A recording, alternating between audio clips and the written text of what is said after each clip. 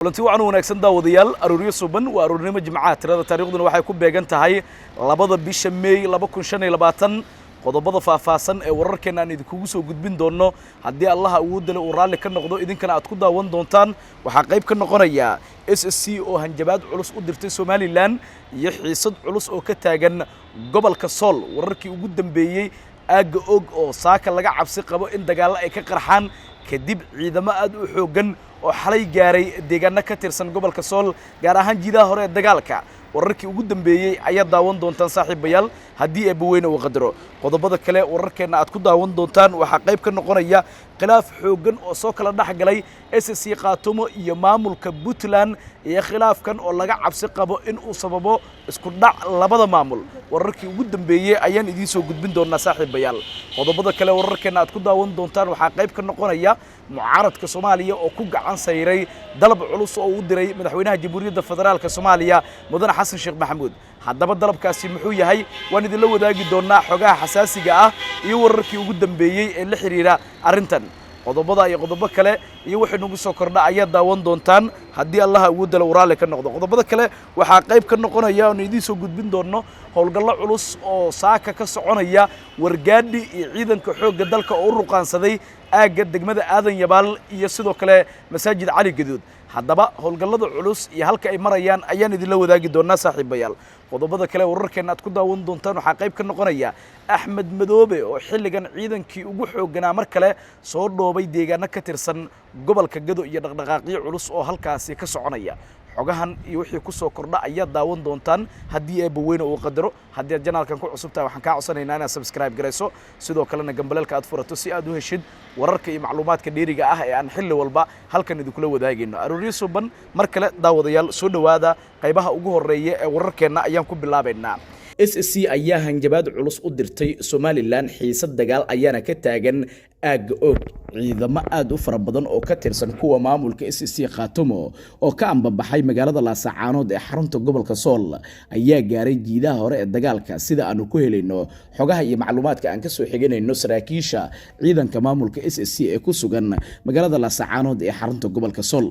dhowr gaadiid oo kamid ah kuwa dagaalka gaar ahaan cabdibilayaasha iyo gaadiidka loo yaqaano Zuuga ee qoryaha waaweyn xambaara ayaa la sheegay in ay ku baxeen jiidaha hore ee dagaalka ee ka tirsan gobolka Sool halkaasi oo maalmihii ugu dambeeyay la qorsheynayay in ciidamadu ay gaaraan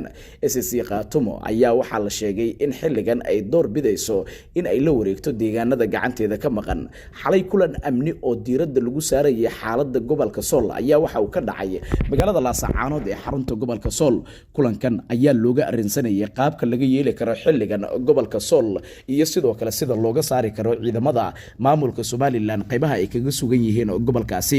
Cabdulqaadir Firdhiye hogaamiyaha maamulka SSC Qaatumo ayaa kulankaasi goobjoog ahaa waxaana intiisa badan lagu lafaguray arrimaha la xiriira dhinaca amniga iyo sida markaasi loo qaadi karo duulaanada ka dhanka ah ciidanka Somaliland ee ku sugan qaybo kamid ah gobolka Sool Cabdulqaadir Firdhiye hogaamiyaha maamulka SSC Qaatumo ayaa ku dhawaaqay dagaal ka dhan ah ciidanka Somaliland waxa uu sheegay in ciidamadu aysan soo jeesan doonin ilaa inta ay ka xoreynayaan deegaanada ka maqan gacantooda oo xilligan gacanta ay ku hayaan ciidanka maamulka Somaliland gooja cadda wixii ka dhacay oo kale ayaa dhici kara xilligan maadaama aaga ugu weyn uu gobolka Sool yahay aaga og halkaasi oo ay ku sugan yihiin ciidamada Somaliland ayuu yiri Cabdulqaadir Firdhiye waxa uu tilmaamay in ciidamada xilligan wixii ka dambeeyay ay qaadi doonaan guluf colaadeed oo ka dhan ah ciidanka maamulka Somaliland dagaalka qarxa mar kale gobolka Sool ayaa galaafan kara nolosha dad badan waxaana xilligan cabsi xoogan muujinaya dadka ku dhaqan deegaanada isku horfadhiyaan ciidamada SSC Qaatumo iyo kuwa maamulka Somaliland xaaladda ayaa u muuqanaysa mid aad u sii adkaanaysa waxaana dadka ka faalooda arrimaha amniga ay sheegeen in hadda sida ay wax ku socdaan haddii ay ku sii socdaan inay dhici karto in markaasi lagu dagaalamo deegaano ka tirsan gobolka Sool oo hanjabaado culus hawada ay isku marinayaan ciidamada SSC Qaatumo iyo sidoo kale kuwa Somaliland saraakiisha kale hogaaminaysa ee ku sugan aaga Guumeys iyo sidoo kale aaga Og oo ah halka fariisimada waaweyn ay ku leeyihiin ciidamada maamulada SSC Khaatumo iyo Somaliland waxaana qayb ay ka tahay deegaanadaasi jidaha hore ee dagaalka oo mar walba laga cabsi qabi karo inuu dagaal ka dhaco haddaba wararkan iyo wixii ku soo kordha wararkeena dambe ayaad ku daawan doontaan haddii Allah ugu dalo raali ka noqdo dhinaca kale intaan ka bixin wararka SSC Khaatumo khilaaf xoogan ayaa soo kala dhaxgalay SSC Khaatumo iyo maamulka Puntland waxaana go'aano culus ay ka soo kala baxeen maamulada Puntland iyo sidoo kale maamulka SSC Khaatumo ayaa xilligan waxa ay quudareynaysaa in ay xiriirka u jirto maamulka Puntland waxaana arintaasi ay imaanaysaa xilli magaalada Laascaanood ee xarunta gobolka Sool waa magaalada Garowe ee caasimadda maamulka Puntland laga dejiyay ciidamo maxaabiis ah kuwaasi oo markaa lagu qabtay dagaalkii Gooja Cadde iyadoo maamulka Somaliland ay markaasi sii daayeen ciidamadaasi iyaga oo ka dejiyay magaalada Garowe ee caasimadda maamulka Puntland tan iyo markii maxaabiistii laga keenay magaalada Hargeysa laga dejiyay magaalada Garowe ee maamulka Puntland waxa sii xoogeysanaya khilaafka u dhaxeeya maamulada SSC Khaatumo iyo Puntland sidoo kale tan iyo markii madaxweynaha maamulka Puntland uu dhawaan jeediyay hadal ku aadana in ay tashtaan ama markaasi ay isku tashtaan waxa markaa cirka isku sii shareerayay khilaafka u dhaxeeya labada maamul kuwa oo xilligan aragti kala doonaya in markaasi ay kala noqdaan laba maamul oo markaa kala madax bannaan maadaama dowladda federaalka Soomaaliya maamulka SSC Khaatumo ay u aqoonsatay in uu yahay maamul ka madax bannaan maamulada markaasi Somaliland iyo Puntland kuwaasi oo isku haya xilligan maamulka cidda maamulaysa dhulka deegaanada maamulka SSC Khaatumo ayaa xilligan waxa ay tahay maamul curdun ah kaasi oo dowladda federaalka Soomaaliya dhawaan ay aqoonsatay waxa ayna madaxda maamulkaasi sheegeen in ay ku fara adeegi doonaan sidii ay u adkeysan lahaayeen maamulkooda sidoo kalena dhulkooda ay wax xoreyn lahaayeen ciidanka maamulka Somaliland ee ku sugan qayb ka mid ah gobolka Sool haddaba wararkan iyo khilaafka u dhaxeeya Puntland iyo sidoo kale SSC Khaatumo wararkeena dambe ayaanu ku qaadaa dhigi doonaa markana mucaaradka Soomaaliya ayaa markaasi ku gacan sayray dalab xasaasi ah oo hordhigay madaxweynaha Jamhuuriyadda Federaalka Soomaaliya Mudane Xasan Sheekh Maxamuud madaxweynaha Jamhuuriyadda Federaalka Soomaaliya ayaa la sheegay in uu dalbaday kulan ay iskugu imaanayaan xubnaha mucaaradka Soomaaliya iyo madaxda dalka ee uu hogaaminayo madaxweynaha Jamhuuriyadda Federaalka Soomaaliya Mudane Xasan Sheekh Maxamuud arintan ayaa timid kadib markii fashil uu ku yimid qabsoomidda shirkii madasha wada tashiga qaranka iyo sidoo kale cadaadis beesha caalamka ay saareen madaxweynaha dalka taa oo lagu amray in markaasi uu dadka ka qayb geliyo siyaasadda iyo sidoo kale aragti wadaaga la xiriira dhinaca dawladnimada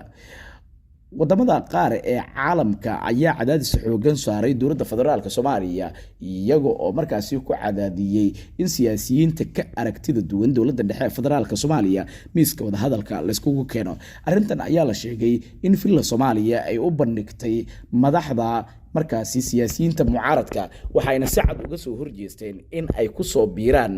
talada markaasi la iskugu imaanayo iyo dhinaca wada hadalka Sheekh Shariif Sheekh Axmed madaxweynihii hore ee Soomaaliya ayaa la sheegay in loo diray dalabkan oo si qarsoodi ah loogu diray waxa uu ku gacan sayray dalabkii ka yimid dhinaca madaxweyne Xasan Sheekh Maxamuud kaasi oo ku aadanaa in markaasi kulan ay wada qaataan siyaasiyiinta mucaaradka iyo madaxda qaranka waxaana Sheekh Shariif la sheegay in uu ka biyadiiday arintan sidoo kalena uu tilmaamay in uu qayb ka noqon doonin talada iyo sidoo kale dhaqdhaqaaqyada ay wado dowladda uu hogaamiyo madaxweyne Xasan Sheekh Maxamuud mucaaradka ayaa xilligan ku adkeysanaya in marnaba aysan ka qayb gali doonin go'aamada masiiriga ah ee talada dalka lagu go'aaminayo oo ay soo bandhigtay dowladda federaalka Soomaaliya iyadoo taasi ay u asteeyeen in ay markaasi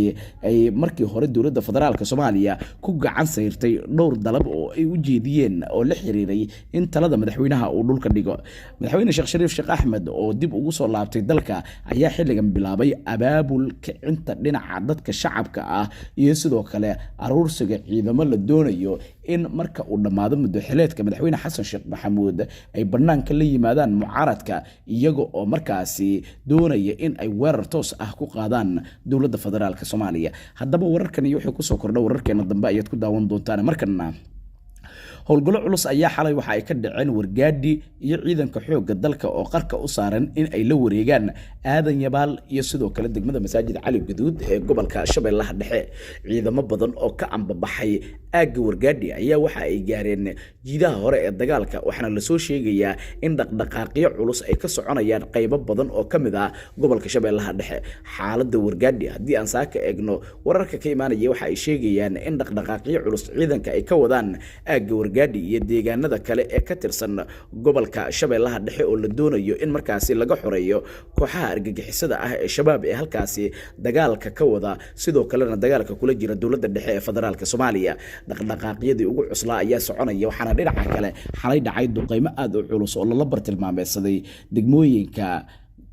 aadan yabaal iyo sidoo kale deegaano kale oo hoos yimaada degmadaasi oo la rumaysan yahay in ay ku dhumaalaysanayaan xubno ka tirsan kooxda shabaab haddaba wararkan iyo wixii ku soo kordhay howlgallada soconaya wararkeena dambe ayaad ku daawan doontaan ugu dambeyntiina Axmed Maxamed Islaam Axmed Madoobe hogaamiyaha maamulka Jubbaland ayaa ciidamadii ugu badnaa waxa uu soo dhoobay deegaano ka tirsan gobolka Gadow waliba waxaa taagan xiisada u dhaxaysa ciidanka xoogga dalka iyo kuwa maamulka Jubbaland oo cirka isku sii shareeraysa marba marka ka dambeysa waxaana xaaladdu ay u muuqanaysaa in ay sii adkaanayso ilaa 2 diyaaradood oo ah kuwa markaasi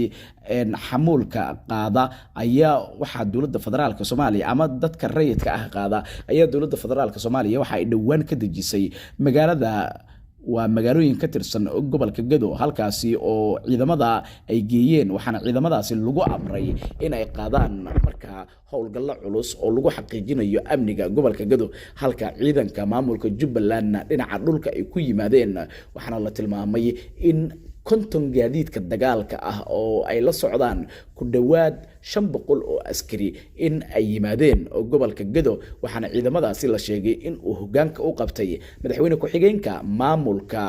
Jubbaland Maxamuud Sayid Aadan oo ku sugan deegaano ka tirsan gobolka Gadow waxaana laga cabsi qabaa in dagaal uu ka qarxo gobolka Gadow iyadoo xaaladda gobolkaasina ay si cakirmayso ayna la circiirayso ciidamo aad u fara badan oo kala taabacsan dowladda dhexe federaalka Soomaaliya iyo sidoo kale maamulka Jubbaland oo xilligan qarka isku saaran in isku dhac dhinaca ciidanka ah halkaasi uu ka dhaco sidoo kalena dhaqdhaqaaqyadu ay si adkaadaan haddaba wararkan iyo wixii ku soo kordha wararkeena dambe ayaad ku daawan doontaan haddii janaalka ku cusub tahay waxaan ka codsanaynaa inaad subscribe gareyso sidoo kalena gambalaalka aad furato si aad u heshid macluumaadka iyo wararka dheeriga ah ee aan halkan mar walba idin kula wadaagino gedigeena kotaka kun adiga ayaa ka dhiman fadlan nagu soo biir